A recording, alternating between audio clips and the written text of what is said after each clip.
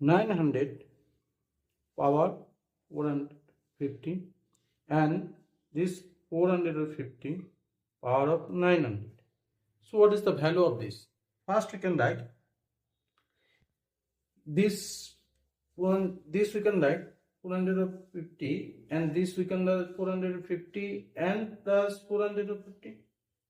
This we can write this, and this we can write the 2 into 450.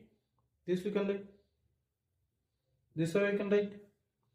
And now there 150 and this we can write the 150 and 150 we can write this, and this multiply the 150 and this is our 50. You can write this way,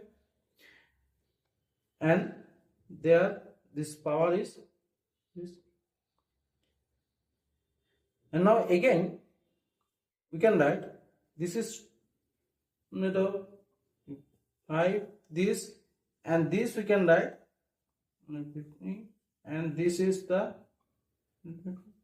and this is power is all the same, so this power is all the same. And now cut this and this cut,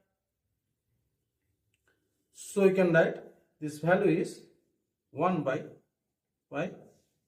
This is. So thanks for watching the video. Thank you.